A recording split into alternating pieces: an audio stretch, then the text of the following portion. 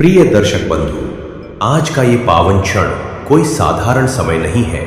ये वह मंगलकारी बेला है जब हम सृष्टि के पालनहार, संकट मोचन भगवान श्री हरि विष्णु की परम करुणामयी लीला का श्रवण करने जा रहे हैं। शास्त्रों में कहा गया है कि जो भी व्यक्ति पूर्ण श्रद्धा, विश्वास और समर्पण के साथ गजेंद्र मोक्ष की कथा सुनता है, उसके जीवन के सभी संकट, अज्ञानता का अंधकार और जन्म मृत्यु का भय धीरे धीरे समाप्त होने लगते हैं। जैसे भोर की पहली किरण गहन अंधकार को चीर देती है, वैसे ही श्री हरि की यह कथा जीवन में आशा, शक्ति और ईश्वरीय कृपा का संचार करती है।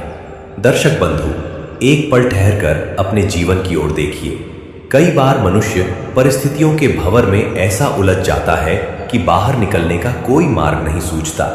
कभी विपत्तियों और चिंताओं का मगरमच्छ हमारे सुख और शांति को जकड़ लेता है और हम अपने बाहुबल, अपनी बुद्धि और अपने अहंकार के सहारे उससे लड़ते लड़ते पूरी तरह थक जाते हैं। ऐसा लगता है मानो हम दुखों के सरोवर में डूब रहे हैं और इस संसार में कोई हमारा अपना नहीं है, कोई बचाने वाला नहीं है। लेकिन आज जब आप श्री हरि विष्णु की ये गजेंद्र मोक्ष कथा सुनने बैठे हैं, तो ऐसा प्रतीत होता है मानो संकटों से मुक्ति की दिव्य ऊर्जा आपके जीवन में उतर रही हो। भगवान नारायण यह संदेश दे रहे हैं कि जब मनुष्य का अहंकार टूटता है और वह सच्चे हृदय से ईश्वर की शरण में जाता है, तो भगवान वैकुंठ छोड़कर अपने भक्त की रक्षा के लिए दौड़े चले आते हैं। यह कथा केवल एक हाथी और मगरमच्छ की नहीं है, यह हमारे जीवन के संघर्ष, हार और परमेश्वर की शरणागति की महाकथा है। कई बार मनुष्य भीतर से प्रश्न करता है, मेरे जीवन के दुख और संघर्ष कब समाप्त होंगे? जब मैं चारों ओर से परेशानियों से घिर जाऊं तो मुझे क्या करना चाहिए? मेरी पुकार ईश्वर तक कैसे पहुंचेगी? दर्शक बंधु, संभव है आज की यह कथा ही इन सभी प्रश्नों का उत्तर बन जाए, क्योंकि जब भक्त की करुण पुकार और श्री हरि की कृपा एक साथ मिलती है तो बड़े से बड़ा काल भी हार मान लेता है। इसलिए केवल सुनिए मत, हर शब्द को मन से महसूस कीजिए, हर भाव को हृदय में उतारिए और संकल्प लीजिए कि आप भी जीवन के हर संकट में केवल उस परमपिता परमात्मा पर ही विश्वास रखेंगे। तो आइए मन को शांत कीजिए, अपनी सभी चिंताओं और बाधाओं को श्री हरि के चरणों में अर्पित कीजिए। हृदय में श्रद्धा और समर्पण का दीप जलाइए और भगवान नारायण का स्मरण करते हुए इस पावन कथा की दिव्य यात्रा आरंभ करते हैं। लेकिन दर्शक बंधु, आगे बढ़ने से पहले एक अत्यंत आवश्यक बात, श्री हरि की यह पवित्र कथा केवल सुनने के लिए नहीं होती, यह जीवन को संकटों से उबारने और भक्ति मार्ग पर चलाने के लिए होती है। शास्त्रों में कहा गया है कि जो भगवान की कथा को अधूरा छोड़ देता है, वह उसके पूर्ण फल से वंचित रह जाता है। इसलिए निवेदन है कि आज की इस कथा को अंत तक अवश्य सुने।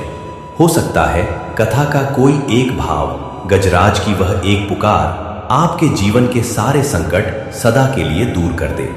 दर्शक बंधु, जो व्यक्ति भगवान विष्णु की कथा को श्रद्धा से सुनता है, उसके जीवन में शांति, सुरक्षा और मोक्ष आता है।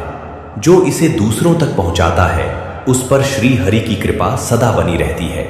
और यदि आप सच्चे सनातनी हैं, तो ऐसी पावन कथाओं को फैलाना आपका धर्म भी है और पुण्य भी। इसलिए इस कथा को प्रेम से लाइक करें, अपने परिवार और मित्रों के साथ साझा करें और हमारे चैनल भक्ति स्टेशन को सब्सक्राइब करना न भूलें, ताकि हर दिन आपको भगवान की दिव्य कथाएं और जीवन को दिशा देने वाले संदेश मिलते रहें। तो आइए श्रद्धा, विश्वास और संपूर्ण समर्पण के साथ ओम नमो भगवते वासुदेवाय का स्मरण करते हुए इस पावन गजेंद्र मोक्ष कथा की शुरुआत करते हैं। प्राचीन काल की बात है।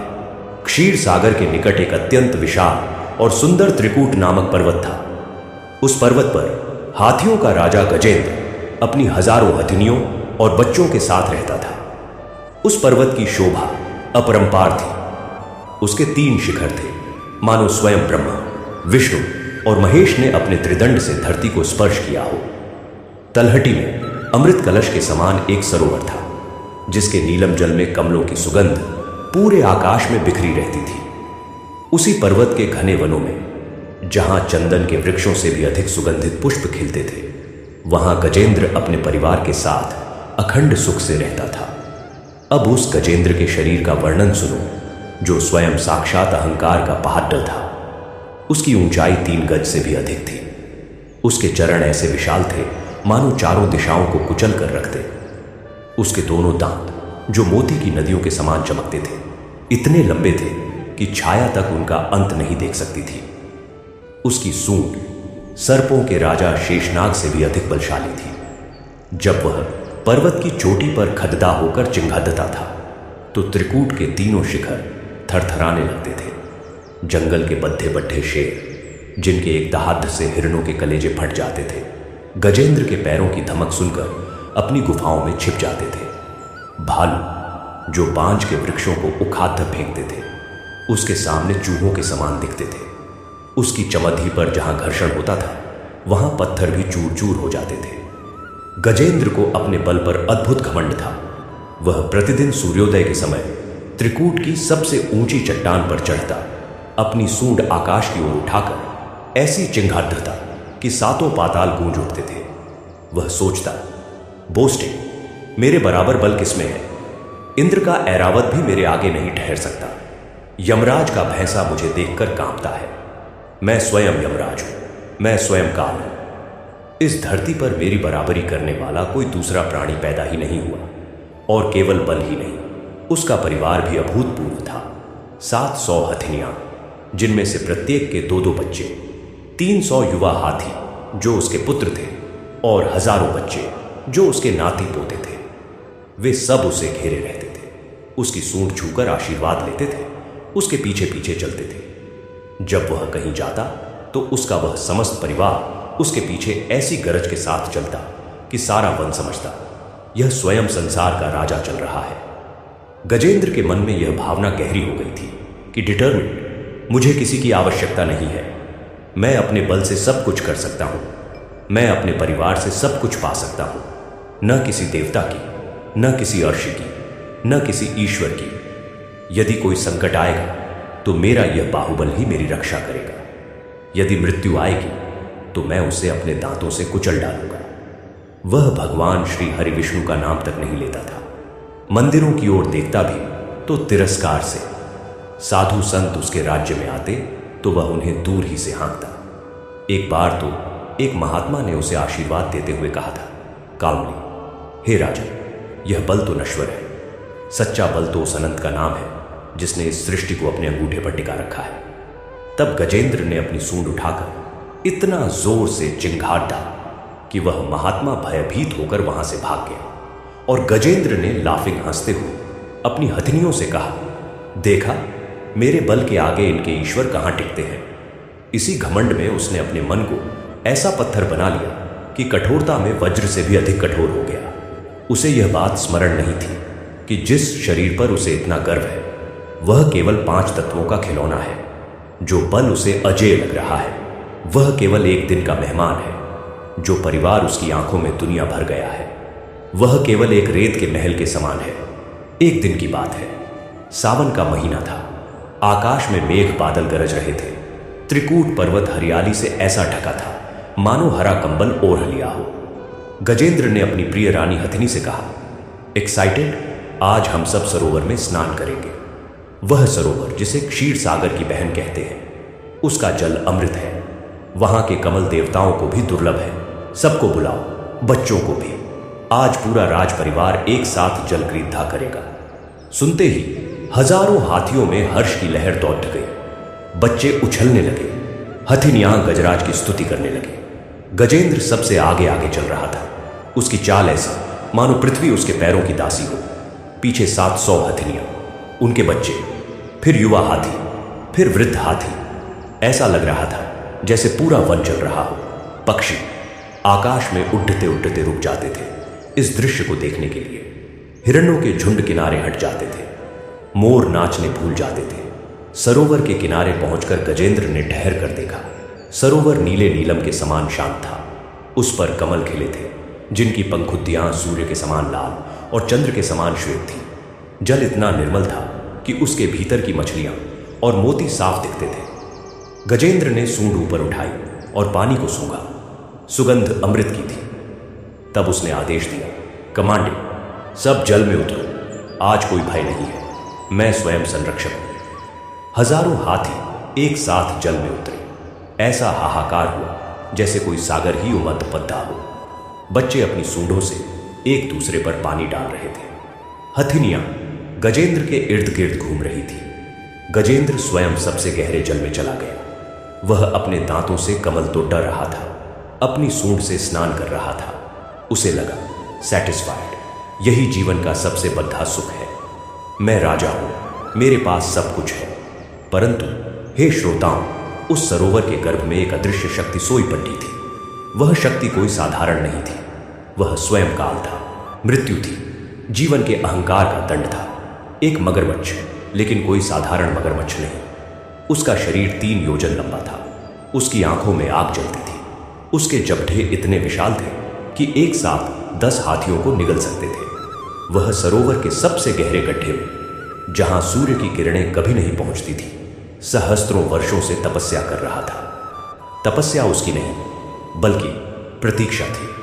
वह उसी क्षण की प्रतीक्षा कर रहा था जब अहंकार अपनी चरम सीमा पर हो, और वह क्षण आ गया था। जैसे ही गजेंद्र ने अपने अहंकार के आवेश में सबसे गहरे जल में कदम रखा, ऐसा लगा मानो पूरा सरोवर हिल गया। उस मगरमच्छ ने अपनी आंखें खोली।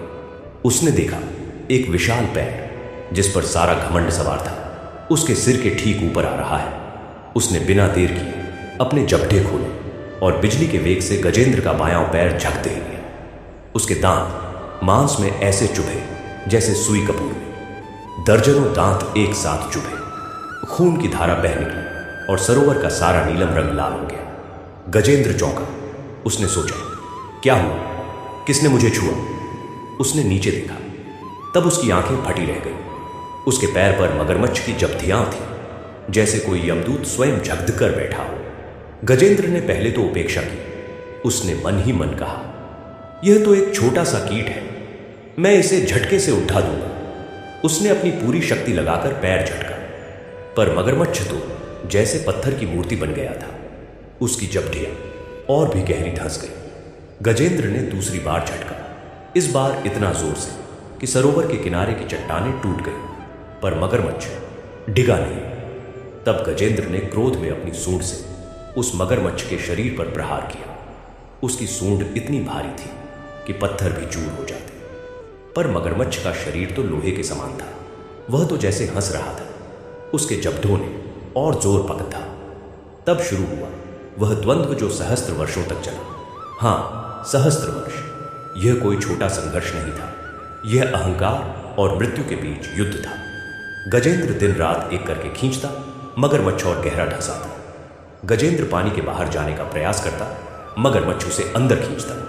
एक बार गजेंद्र ने इतना बल लगाया कि उसने मगरमच्छ को पानी से बाहर निकाल लिया, पर मगरमच्छ ने अपनी पूंछ से एक वृक्ष को झकटा लिया और फिर खुद को पानी में धंसा दिया। गजेंद्र का पैर लहूलुहान हो गया था। उसकी अस्थियां चटकने लगी थी। पहले 100 वर्षों तक गजेंद्र को विश्वास था कि वह अकेले ही इस राक्षस को हरा देगा। उसने किसी से सहायता नहीं मांगी।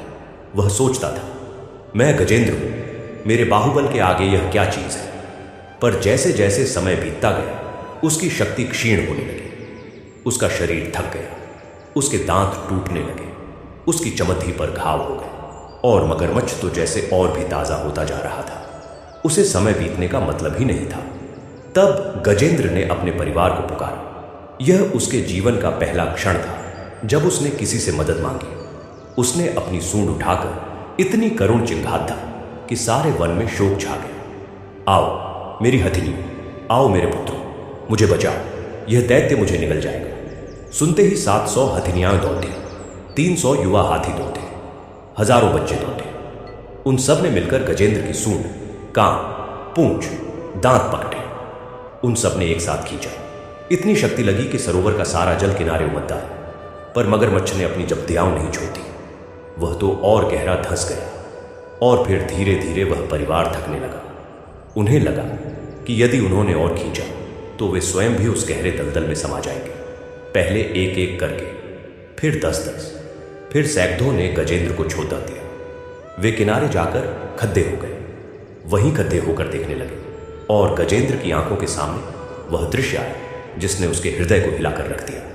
वही हथिनियां जिनके साथ उसने सहस्त्र वर्ष सुख भोगे थे, वही बच्चे जिनके लिए उसने प्राण दिए थे, वही पुत्र जिन्हें उसने राजा बनाने का सपना देखा था।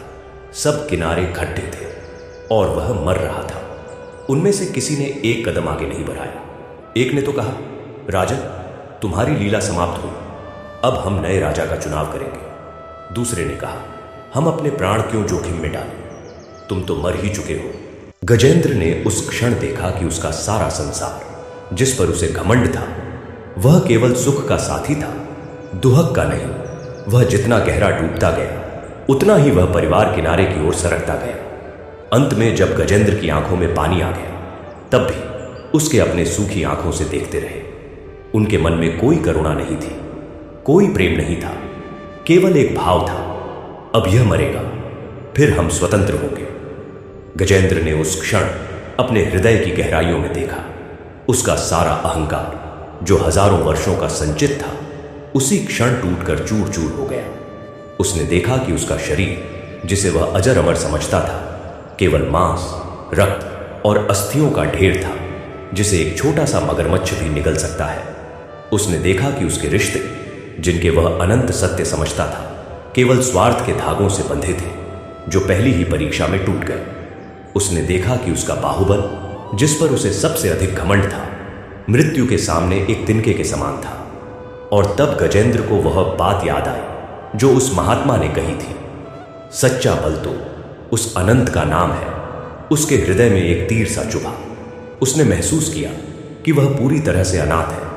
उसका कोई नहीं है, न कोई मां, न कोई पिता, न कोई पुत्र, न कोई रानी। वह अकेला है, अकेला। इस विशाल ब्रह्मांड में जहां अरबों जीव हैं वह पूरी तरह अकेला है। मगरमच्छ उसे धीरे धीरे गहराई में खींच रहा था। पानी उसकी सूंड, उसके कान, उसकी आंखों तक आ गया था। अब केवल उसकी सूंड का अंतिम भाग पानी के ऊपर था। उस सूंड के अंतिम भाग पर एक कमल का फूल खिला हुआ था जो उस संघर्ष के बीच भी अक्षुण्ण था। गजेंद्र ने यार्द उस कमल को अपनी सूंड के कोर से तोड़ा। उसने अपनी आत्मा की पूरी गहराई से, जहां अब कोई अहंकार नहीं बचा था, कोई घमंड नहीं बचा था, कोई स्वार्थ नहीं बचा था, केवल करुण पुकार थी। आकाश की ओर देखा और चिल्लाया, हे गोविंद, हे नारायण, हे वासुदेव, हे अनंत, हे अच्युत, हे श्रीहरि, मैं अनाथ हूं, मेरी रक्षा करो। वह पुकार इतनी तीव्र थी, इतनी निर्मल थी, इतनी निस्वार्थ थी कि स्वयं आकाश फट गया। वह पुकार सातों लोकों में गूंजी। देवता स्तब्ध रह गए, ऋषि मुनि रो पड़े थे, पाताल तक में हलचल मच गई। और उस पुकार ने बैकुंठ में जाकर भगवान श्री हरि विष्णु के हृदय को ऐसा स्पर्श किया जैसे मां को उसके बच्चे की पीड़ा स्पर्श करती है। उस समय भगवान श्री हरि लक्ष्मी जी के साथ शेष नाग की शैया पर विश्राम कर रहे थे। उनके हाथ में सुदर्शन चक्र था, कंठ में कौस्तुभ मणि थी, वक्ष पर श्रीवत्स का चिन्ह था। सहसा उनके कानों में वह पुकार पड़ी, हे गोविंद। भगवान ने अपनी आंखें खोली, उनकी आंखों से अश्रुधारा बह निकली। लक्ष्मी जी ने पूछा, प्रभु क्या हुआ? भगवान ने कहा, मेरा भक्त, मेरा गजेंद्र संकट में है, वह मुझे पुकार रहा है। भगवान उसी क्षण अपने शयन से उठे। उन्होंने न तो अपने जूते पहने, न अपना मुकुट ठीक किया, न अपना पीतांबर संवारा। वे नंगे पैर दौड़ दुपट थे। उनका वेग ऐसा था मानो वायु से भी तीव्र। गरुड़ ने कहा, प्रभु मुझ पर सवार हो जाइए, मैं उद्धा ले चलूंगा। पर भगवान ने कहा, मेरा भक्त एक एक श्वास पर मर रहा है, मैं एक क्षण भी विलंब नहीं कर सकता। भगवान ने अपने चरणों को वायु वेग दिया। वे धरती पर आए तो धरती पुलकित हो उठी। वे जहां जहां से गुजरे वहां वहां कमल खिल गए।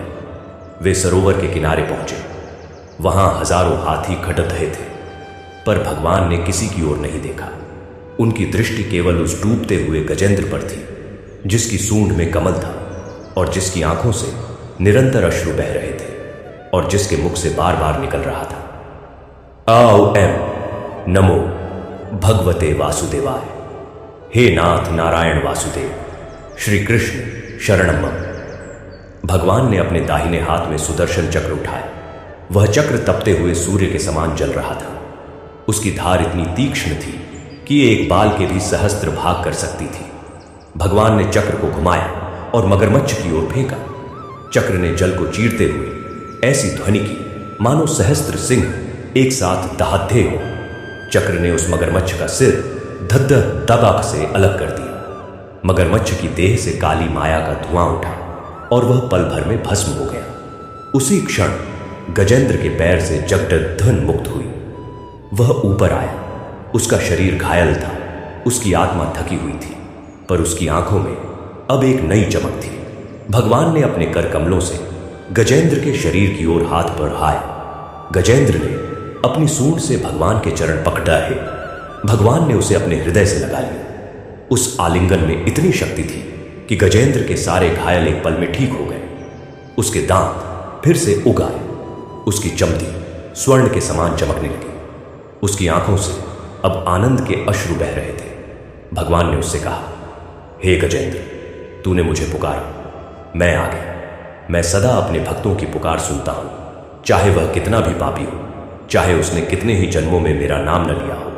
पर जब वह एक बार सच्चे हृदय से पुकारता है तो मैं सारे नियम तोड़कर दौड़ता चला आता हूं। गजेंद्र रोते हुए बोला, प्रभु, मुझे क्षमा कर दो। मैंने अपने बल पर घमंड किया, मैंने अपने परिवार पर घमंड किया, मैंने तुम्हें भुला दिया। तुमने मुझे मृत्यु के मुख से बचाया, अब मैं केवल तुम्हारा हूं। भगवान ने कहा, हे गजेंद्र, तू अब बैकुंठ आएगा। तेरा यह शरीर छोड़ धक्कर तू मेरे धाम में निवास करेगा। और ये हाथी जिन्होंने तुझे छोड़ा, ये अनंत जन्मों तक पछताते रहेंगे। यह कहकर भगवान अंतर्ध्यान हो गए। गजेंद्र ने सरोवर से बाहर निकलकर किनारे देखा। उसका वह परिवार जिसने उसे मरने के लिए छोड़ दिया था, अब उसके चरणों में गिर रहा था। हथिनियां रो रही थी, बच्चे चिल्ला रहे थे, हमें क्षमा कर दो, हम अंधे थे। पर गजेंद्र के मन में अब उनके लिए कोई मोह नहीं था। उसने उनसे कहा, तुम अपना मार्ग देखो, मैं अब केवल भगवान का हूं। और उस गजेंद्र ने अपना सारा राज्य छोड़ दिया। वह त्रिकूट पर्वत के उस शिखर पर चला गया जहां से उसने एक बार घमंड से चिंघाता था। अब वह वहां बैठकर केवल एक ही नाम का जाप करता था, नमो भगवते वासुदेवाय। हे श्रोताओ, यह कथा केवल गजेंद्र की नहीं है, यह कथा तुम्हारी है। तुम ही वह गजेंद्र हो। तुम्हारा शरीर वही विशाल अहंकार है, तुम्हारी यह दुनिया वही सरोवर है। तुम्हारे दुहक, तुम्हारी बीमारियां, तुम्हारी चिंताएं, तुम्हारी असफलताएं और अंत में मृत्यु, यह सब वही मगरमच्छ है जो तुम्हारे पैरों को जकदहे हुए है और दिन रात तुम्हें गहराई में खींच रहा है। और तुम्हारे वे रिश्तेदार जिन पर तुम्हें इतना घमंड है, माता, पिता, भाई, बहन, पत्नी, पति, पुत्र, मित्र, ये सब वही किनारे खड़े हाथी हैं। जब तुम सुख के दिनों में मस्त रहते हो तो ये तुम्हारे साथ झूमते हैं, पर जब वह मगरमच्छ तुम्हें पकड़ लियाता है तो ये एक एक करके किनारे हट जाते हैं। अंत में तुम अकेले रह जाते हो, डूबते हुए, और वे देखते रहते हैं। हे मनुष्य, आज ही सोच, तू किस पर घमंड करता है? अपने बल पर। कितने बलवान रहे इस धरती पर। रावण जैसे दशानन भी काल के गाल में समा गए। कंस जैसे अहंकारी के प्राण भी छूट गए। तेरा यह शरीर जिस पर तू इत्र लगाता है, वस्त्र पहनाता है, सोने के आभूषण पहनाता है, वह एक दिन मिट्टी हो जाएगा। कौन साथ जाएगा? तेरे साथ जाएगा केवल तेरे कर्म और तेरी पुकार। अपने परिवार पर घमंड करता है। तेरा बेटा तेरे मरने के दूसरे दिन तेरी संपत्ति बांट लेगा। तेरी पत्नी दूसरे वर्ष दूसरे के आंचल में होगी। तेरे मित्र तेरे नाम पर चर्चा करेंगे, पर तेरी अंतिम सांस के समय कोई नहीं आएगा। सत्य यह है कि इस संसार में कोई किसी का नहीं है, सब अपने अपने स्वार्थ के साथी हैं। पर हे निराश मत हो। इस कथा का सबसे सुंदर पक्ष यह है कि जब गजेंद्र ने दुनिया से निराश होकर अपनी सूंड में कमल लिया और पुकारा तो भगवान दौड़ते चले आए। तब से लेकर आज तक जब भी किसी सच्चे हृदय से हे नारायण की पुकार उठी है, भगवान ने उसे सुना है। चाहे वह द्रौपदी थी जिसे चीरहरण के समय भगवान ने चीर बढ़ाकर बचाया, चाहे वह प्रहलाद था जिसे जलते हुए विष से भगवान ने बचाया, चाहे वह मीरा थी जिसे विष के प्याले से भगवान ने अमृत कर दिया। भगवान को केवल एक चीज चाहिए, तेरा सच्चा हृदय, तेरा पूर्ण समर्पण, तेरा वह क्षण जब तू कहे मैं कुछ नहीं हूं, तू सब कुछ है। हे श्रोताओं, आज ही इस क्षण, इस बैठक में तुम गजेंद्र बन जाओ। तुम्हारे पैरों को पकड़े दहने वाला मगरमच्छ, चाहे रोग हो, चाहे कर्ज हो, चाहे अकेलापन हो, चाहे मृत्यु का भय हो, उसे देखो। अपने उस परिवार को देखो जो किनारे खड़ा है, अपने अहंकार को देखो जो टूट रहा है, और फिर अपनी सूंड उठाओ, अपने हाथ उठाओ, अपनी आंखें बंद करो और उस अनंत आकाश में चिल्लाओ, हे गोविंद, हे नारायण, हे वासुदेव, हे श्री हरि, हे मेरे प्रभु, हे मेरे एकमात्र, मैं अनाथ हूं, मेरी रक्षा करो। एयुएम नमो भगवते वासुदेवाय, श्री कृष्ण शरणम मम।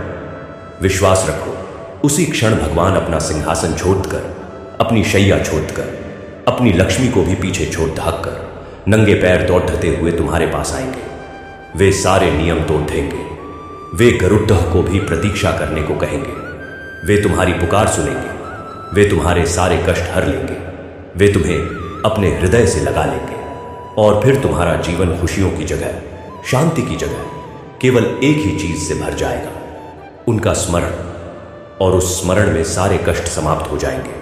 यही सत्य है, यही परम सत्य है। केशव को छोड़कर इस जगत में कोई सत्य नहीं। राधे राधे, हरि ओम। और हे श्रोताओं, अब इस कथा को और गहरे उतारते हैं। तुमने सुना कि कैसे गजेंद्र का अहंकार चकनाचूर हुआ और कैसे भगवान दौड़े चले आए, पर अभी इस कथा का वह भाग शेष है जो सबसे अधिक मन को विदीर्ण करने वाला है। वह भाग जब गजेंद्र ने मगरमच्छ के जबड़ों में जकड़ा हुआ अपने परिवार को किनारे खड़ा देखा, तो उसके मन में जो अंतर्द्वंद्व चला, उसे सुनो। सहस्त्र वर्षों तक वह संघर्ष चला, सहस्त्र वर्षों तक वह मगरमच्छ उसके पैर को नहीं छोड़ रहा था, और गजेंद्र अपने बल पर घमंड करके खींचता रहा।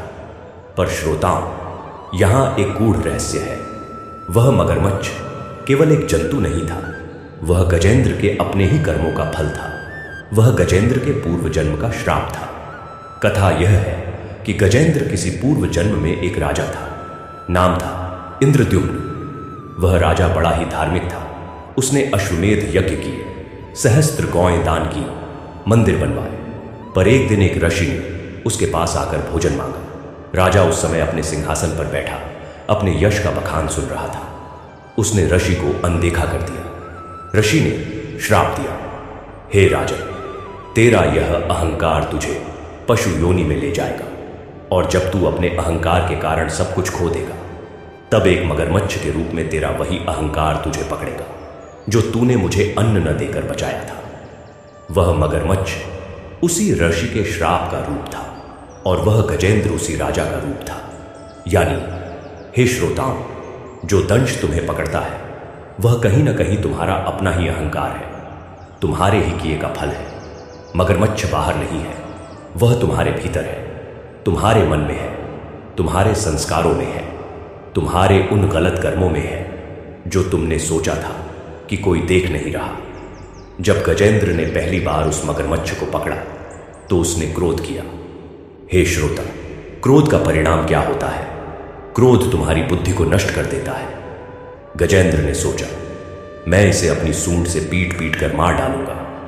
उसने सूंड से प्रहार किया, पर मगरमच्छ का शरीर लोहे के समान था। गजेंद्र ने सोचा, मैं इसे अपने दांतों से चीर डालूंगा। उसने अपने दांत मगरमच्छ के शरीर में गड़ाए, पर वह तो और हंसा। गजेंद्र ने सोचा, मैं इसे जल से बाहर खींच लूंगा और धरती पर पटक पटक कर मारूंगा। उसने खींचा, पर मगरमच्छ ने अपनी पूंछ से जलीय वृक्षों को जकड़ लिया। तब गजेंद्र समझा कि शारीरिक बल से यह युद्ध नहीं जीता जा सकता।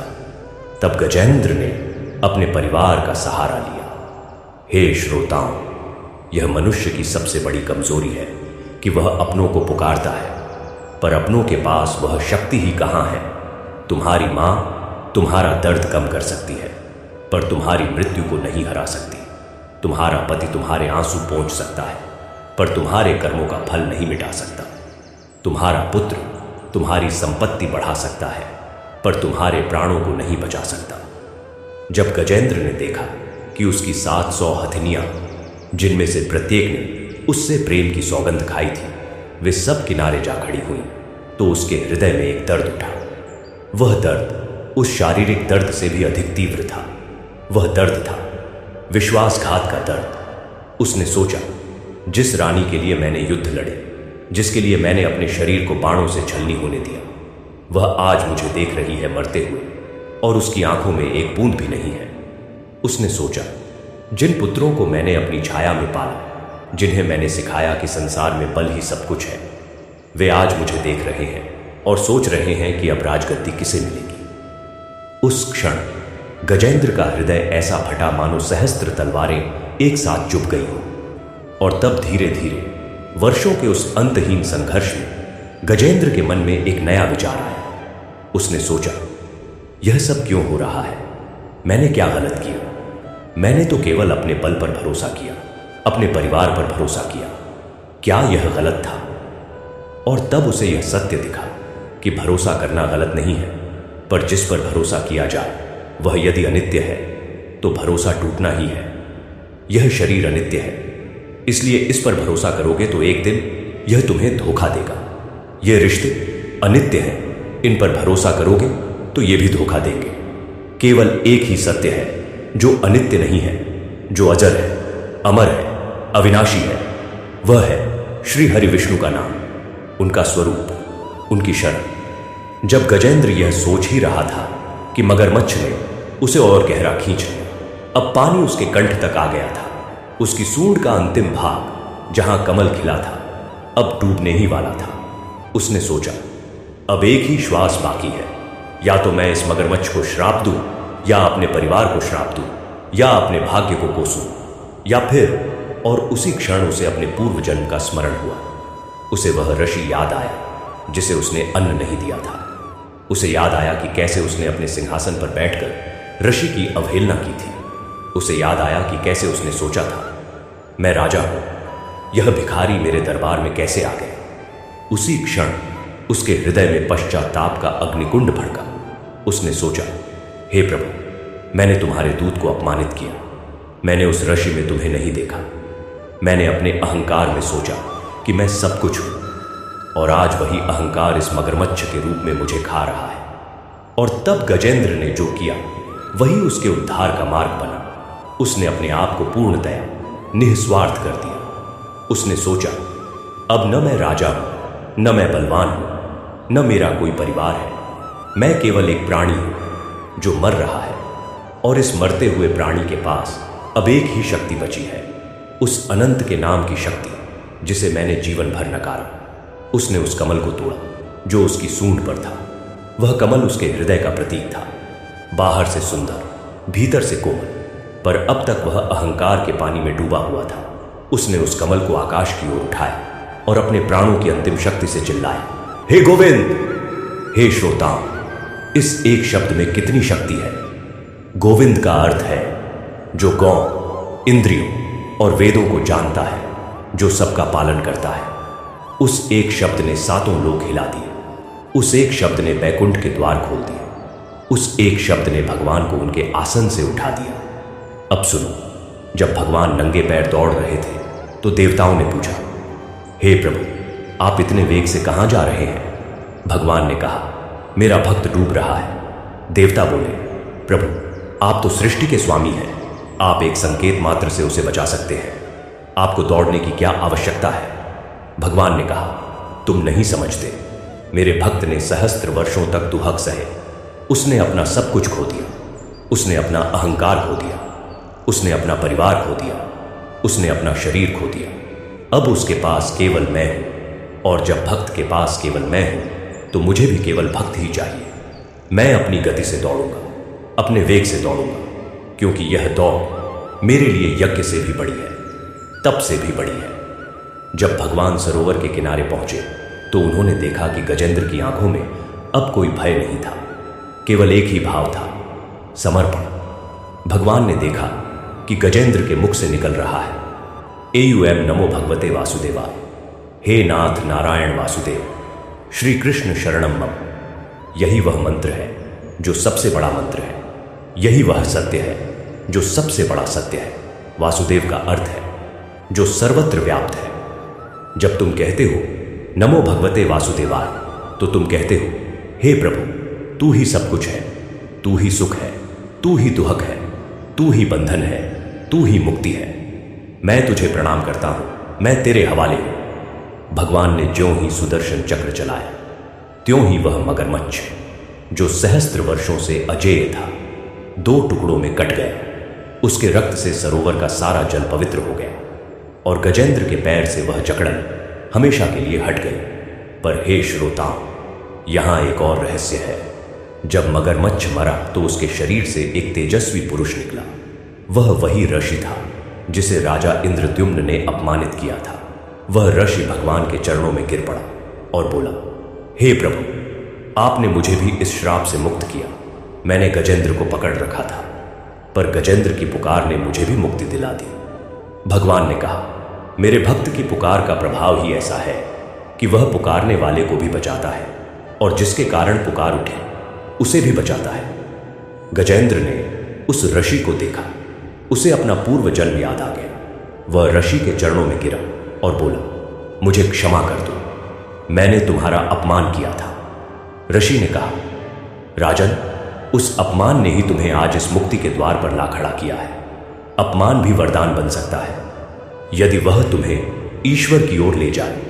दोनों ने मिलकर भगवान की स्तुति की। उस स्तुति का वर्णन सहस्त्र वेदों में भी नहीं है। गजेंद्र ने कहा, नमस्ते भगवन् वासुदेवाय नमः, त्वमेव प्रत्यक्षम ब्रह्मासि, त्वमेव प्रत्यक्षम विष्णुरसि, त्वमेव प्रत्यक्षम शिवोसि, त्वमेव प्रत्यक्षम सर्वमसि। अर्थात, हे प्रभु, तू ही प्रत्यक्ष ब्रह्म है, तू ही प्रत्यक्ष विष्णु है, तू ही प्रत्यक्ष शिव है, तू ही सब कुछ है। तब भगवान ने गजेंद्र से कहा, हे गजेंद्र, अब तुम्हारे इस शरीर का समय पूरा हुआ। तुम बैकुंठ में मेरे साथ रहोगे। तुम्हारी वह सूंड जिसने मुझे पुकारा, वह सूंड मेरे धाम में द्वारपाल बनेगी। तुम्हारे वे आंसू जो मेरे नाम पर बहे, वे बैकुंठ की गंगा बनेंगे। और तुम्हारा वह कमल जो तुमने मुझे अर्पित किया, वह मेरे श्रीवत्स चिन्ह पर अंकित होगा। यह कहकर भगवान ने अपने हाथ से गजेंद्र के मस्तक का स्पर्श किया। उसी क्षण गजेंद्र का विशाल हाथी का शरीर गिर पड़ा और उसमें से एक दिव्य पुरुष निकला जो 4 भुजाओं वाला था, जिसके हाथ में शंख, चक्र, गदा और पद्म था। वह सीधे भगवान के विमान में जा बैठा। भगवान ने उसे अपने पास बिठाया और बैकुंठ की ओर प्रस्थान किया। अब हे श्रोताओं, उन हजारों हाथियों की दशा सुनो जो किनारे खड़े थे। जब उन्होंने देखा कि गजेंद्र मुक्त हो गया और भगवान स्वयं उसे ले जा रहे हैं, तो उनका पश्चाताप अपार था। वे चिल्ला चिल्लाकर रोने लगे, हम अंधे थे, हमने अपने राजा को छोड़ दिया, हमने स्वयं को छोड़ दिया। पर तब तक बहुत देर हो चुकी थी। भगवान ने उनकी ओर देखा भी नहीं, क्योंकि जो अपने को संकट में छोड़ जाते हैं उन्हें भगवान भी छोड़ देते हैं। वे हाथी अनंत काल तक उस सरोवर के किनारे खड़े रोते रहे। उनकी संतानें भी रोती रहीं। वह स्थान आज भी गजेंद्र मोक्ष तीर्थ के नाम से जाना जाता है और वहां आज भी कोई हाथी नहीं रहता, क्योंकि वे सब उस विश्वासघात के पाप में डूब गए। अब इस कथा को अपने जीवन में उतारो। तुम सब गजेंद्र हो। तुम्हारा शरीर वह विशाल देह है जिस पर तुम घमंड करते हो। तुम कहते हो, मैं कितना सुंदर हूं, मैं कितना बलवान हूं, मैं कितना धनवान हूं। पर हे मूढ़, यह शरीर तो मलमूत्र का थैला है। एक दिन इसका अंत होना ही है, और जब यह अंत होगा तो तुम्हारे सारे आभूषण, तुम्हारी सारी दौलत, तुम्हारा सारा बल सब यहीं रह जाएगा। तुम्हारे अपने तुम्हें जलाने आएंगे, पर वे भी 4 कदम साथ चलेंगे, फिर वापस लौट जाएंगे। तुम्हारे साथ जाएगा केवल तुम्हारा कर्म और तुम्हारा ईश्वर का स्मरण। हे मनुष्य, तू रोज देखता है कि तेरे जैसे कितने ही लोग इस मगरमच्छ के जबड़ों में जकड़े हुए हैं। तेरा पड़ोसी कर्ज के मगरमच्छ में जकड़ा है, तेरा भाई बीमारी के मगरमच्छ में जकड़ा है, तेरी बहन निसंतानता के मगरमच्छ में जकड़ी है, तेरा मित्र बेरोजगारी के मगरमच्छ में जकड़ा है, और तू चाहे किसी भी मगरमच्छ में जकड़ा हो, पर एक बात समझ ले, यह मगरमच्छ तुझे अकेले में ही पकड़ता है। जब तू अकेला होता है जब तू रात में करवटें बदलता है, जब तू सोचता है कि मेरा कोई नहीं है, तब यह मगरमच्छ और गहरा धंसता है। पर हे श्रोताओं, आज इस कथा को सुनकर तुम्हारे पास एक अवसर है। तुम अभी से अपने उस कमल को तोड़ो, अपने हृदय के कमल को, और उसे उस अनंत की ओर उठाओ। जब तुम कहते हो हे गोविंद, तो समझो कि उसी क्षण भगवान का हाथ तुम्हारी ओर बढ़ चुका है। उन्होंने पहले ही अपना चक्र उठा लिया है। वे केवल तुम्हारी एक पुकार की प्रतीक्षा कर रहे हैं। वे तुम्हारे लिए अपना सिंहासन छोड़ने को तैयार हैं। वे तुम्हारे लिए नंगे पैर दौड़ने को तैयार हैं। तुम बस इतना करो कि अपने अहंकार को, अपने बाहुबल के घमंड को, अपने सांसारिक रिश्तों के मोह को एक तरफ रख दो और उस अनंत के नाम में डूब जाओ। यह नाम वासुदेव इतना सरल है कि बच्चा भी बोल सकता है, और इतना गूढ़ है कि बड़े बड़े योगी इसके रहस्य में डूब जाते हैं। यह नाम तुम्हारी सभी समस्याओं का समाधान है। तुम्हारा मगरमच्छ चाहे कोई भी हो, चाहे वह मोह हो, चाहे लोभ हो, चाहे क्रोध हो, चाहे ईर्ष्या हो, चाहे रोग हो, चाहे दरिद्रता हो, वह इस एक नाम के आगे टिक नहीं सकता, क्योंकि यह नाम स्वयं भगवान है। नाम और नामी में कोई अंतर नहीं है। जब तुम श्री कृष्ण कहते हो तो श्री कृष्ण स्वयं तुम्हारे कंठ में उतर आते हैं। जब तुम गोविंद कहते हो तो गोविंद तुम्हारे हृदय में नाचने लगते हैं। आज ही इस क्षण अपनी आंखें बंद करो, अपने उस सरोवर में देखो, अपने जीवन के दलदल में देखो कौन सा मगरमच्छ तुम्हारे पैर को पकड़े हुए है। उसे देखो, उससे मत डरो, क्योंकि अब तुम अकेले नहीं हो।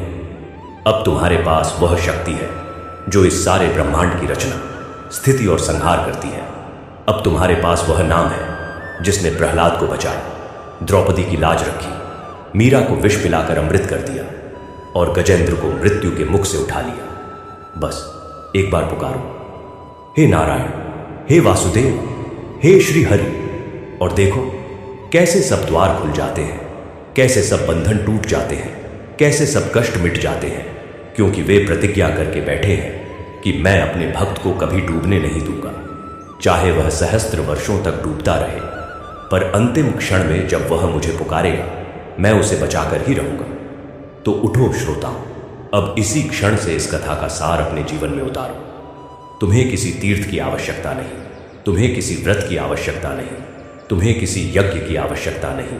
केवल एक चीज चाहिए, तुम्हारा सच्चा हृदय, तुम्हारी सच्ची पुकार। बस इतना करो कि जब तुम सुबह उठो तो पहला शब्द वासुदेव हो, जब तुम सोने जाओ तो अंतिम शब्द गोविंद हो, जब तुम खाओ तो हरि कहकर खाओ, जब तुम पियो तो नारायण कहकर पियो, जब तुम चलो तो श्री कृष्ण कहकर चलो, जब तुम रो तो उनके नाम पर रो, और जब तुम हंसो तो उनके नाम पर हंसो। जल्द ही तुम देखोगे कि वह मगरमच्छ जो तुम्हें पकड़े हुए था कैसे धीरे धीरे ढीला पड़ता जाता है, और एक दिन वह पूरी तरह छूट जाएगा और तुम उस सरोवर से बाहर निकल आओगे, उसी सरोवर से जिसे यह संसार कहते हैं।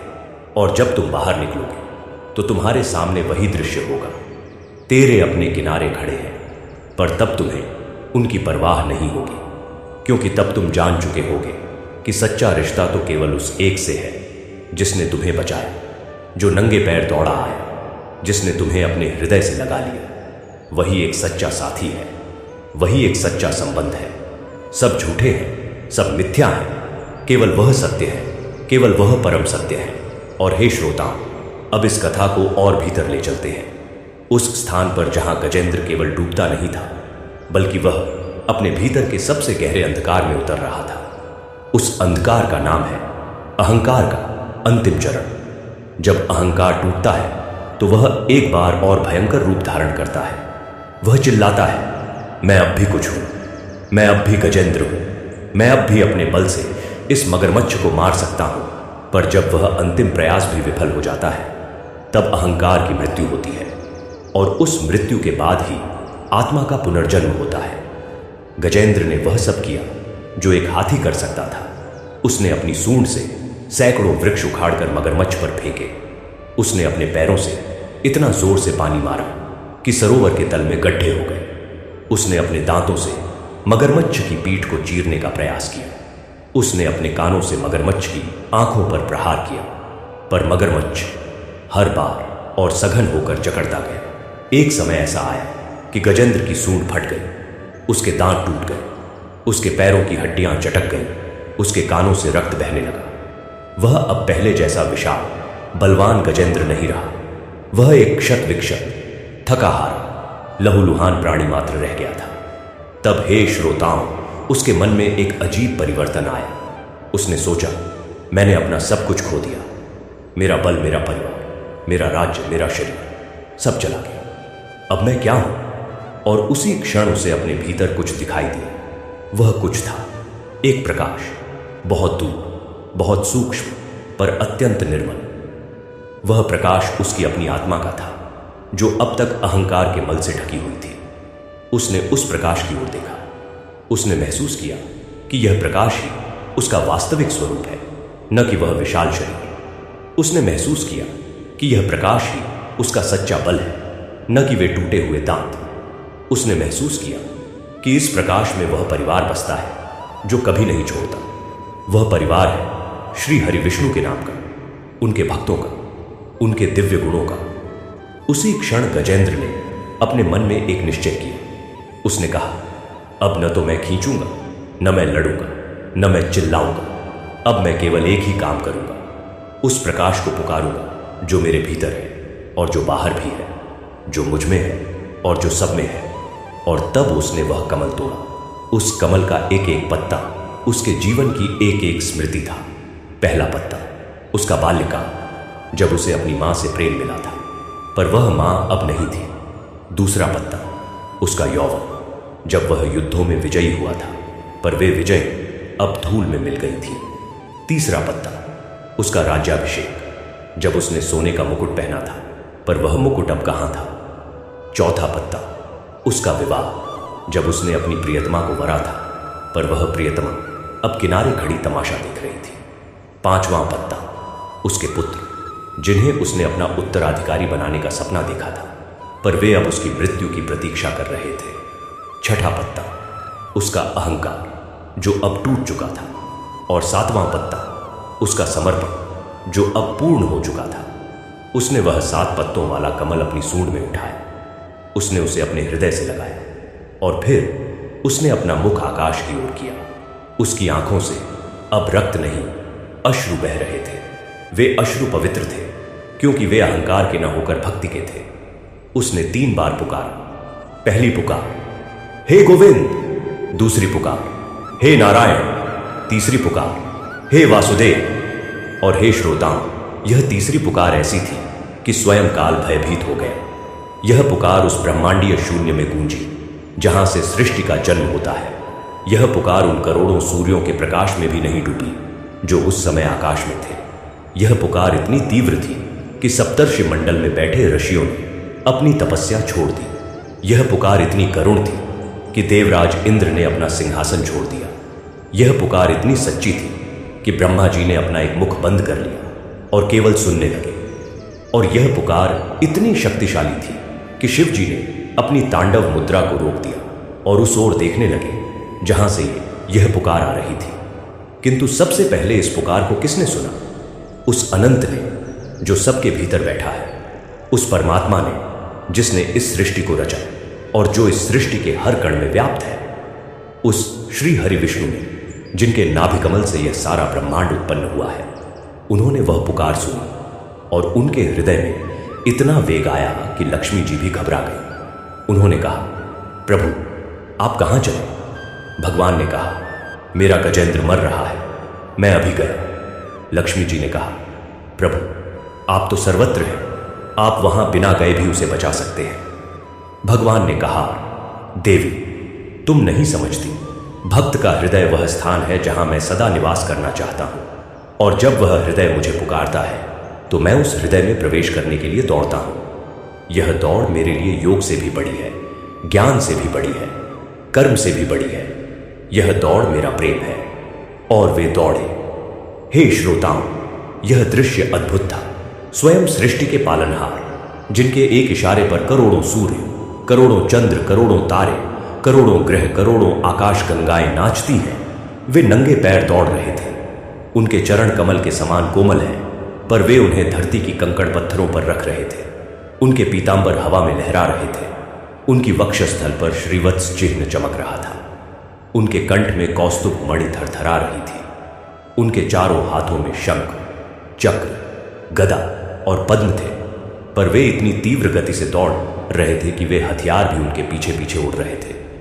गरुड़ ने कहा, प्रभु मुझे बुलाइए, मैं आपको पीठ पर बैठा ले जाऊं। भगवान ने कहा, गरुड़ तुम मेरे वाहन हो, पर इस दौड़ में तुम भी पीछे रह जाओगे। देखो, मेरा भक्त एक एक सांस गिन रहा है, उसकी यह अंतिम सांस है। मैं उसके पास उसकी अंतिम सांस से पहले पहुंचूंगा। और भगवान दौड़े। उनके चरणों के नीचे जहां जहां पड़ा वहां वहां कमल खिल उठे। धरती ने कहा, प्रभु आप मुझे स्पर्श कर रहे हैं, मैं धन्य हो गई। आकाश ने कहा, प्रभु आप मुझ में से गुजर रहे हैं, मैं पवित्र हो गया। वायु ने कहा, प्रभु आपके शरीर की गंध मुझ में समा रही है, मैं अमृत हो गई। जब भगवान सरोवर के किनारे पहुंचे तो उन्होंने देखा कि गजेंद्र की सूंड पानी के ऊपर है और उस सूंड में वह कमल है। गजेंद्र की आंखें बंद थीं, वह कुछ नहीं देख रहा था, वह केवल नाम जप रहा था। एयूएम नमो भगवते वासुदेवाय, एयूएम नमो भगवते वासुदेवाय। उसके होठों पर एक हल्की सी मुस्कान थी। वह मुस्कान अहंकार की नहीं थी, संसार की नहीं थी, परिवार की नहीं थी। वह मुस्कान समर्पण की थी। वह मुस्कान कह रही थी, हे प्रभु अब मैं तुम्हारा हूं, चाहे तुम आओ या ना आओ, चाहे मुझे बचाओ या मार डालो, मैं तुम्हारा हूं। और उसी क्षण भगवान ने अपना सुदर्शन चक्र चलाया। वह चक्र इतनी तेजी से घूमा कि उसकी आवाज से तीनों लोग कांप उठे। वह चक्र पानी के भीतर गया और उसने मगरमच्छ का सिर इस प्रकार काटा कि जैसे कोई मक्खन काट रहा हो। मगरमच्छ ने अपनी जबड़ियां छोड़ दी। उसका खून पानी में मिल गया और वह पानी सिंदूर के समान लाल हो गया। पर उस लाल पानी में से एक तेज निकला। वह तेज ऊपर आया और सामने खड़े भगवान को प्रणाम करके अंतर्ध्यान हो गया। वह उस अरशी की आत्मा थी जिसे मुक्ति मिल गई थी। गजेंद्र ने जब अपनी आंखें खोली तो उसने सीधे भगवान को देखा।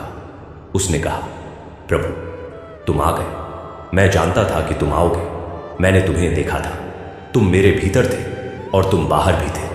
मैं तुम्हारे बिना अधूरा था और अब मैं पूरा हूं। भगवान ने उसे उठाया। उन्होंने अपने हाथों से उसके घावों का स्पर्श किया। जहां जहां भगवान के हाथ लगे वहां वहां नई चमड़ी उगाई। गजेंद्र के टूटे हुए दांत फिर से निकल आए और वे पहले से भी अधिक चमकदार थे। उसकी सूंड ठीक हो गई, उसके कान स्वस्थ हो गए, वह पुनः वैसा ही हो गया। पर अब उसके भीतर अहंकार नहीं था, अब उसके भीतर केवल भगवान का वास था। तब भगवान ने उससे कहा, हे गजेंद्र अब तुम इस शरीर को छोड़ो। यह शरीर अब तुम्हारे लिए छोटा पड़ गया है, तुम अब एक दिव्य शरीर धारण करोगे। गजेंद्र ने कहा, प्रभु जैसी तुम्हारी इच्छा। उसने अपनी आंखें बंद कर ली। उसके विशाल हाथी के शरीर से एक दिव्य प्रकाश निकला। वह प्रकाश एक मनुष्य के आकार का था, जिसके 4 हाथ थे, जिसमें शंख, चक्र, गदा और पद्म थे।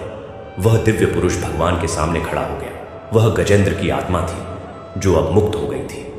भगवान ने उसे अपने विमान में बिठाया। विमान उड़ने लगा। किनारे खड़े हजारों हाथी रो रहे थे। उन्होंने चिल्लाकर कहा, राजन हमें भी क्षमा कर दो, हम अंधे थे। गजेंद्र ने नीचे देखा। उसकी आंखों में कोई द्वेष नहीं था। उसने कहा, तुमने मुझे छोड़ा, पर इसी ने मुझे भगवान को पुकारने का अवसर दिया। तुमसे मुझे कोई शिकायत नहीं। अब तुम भी भगवान का स्मरण करो, यही एक मार्ग है।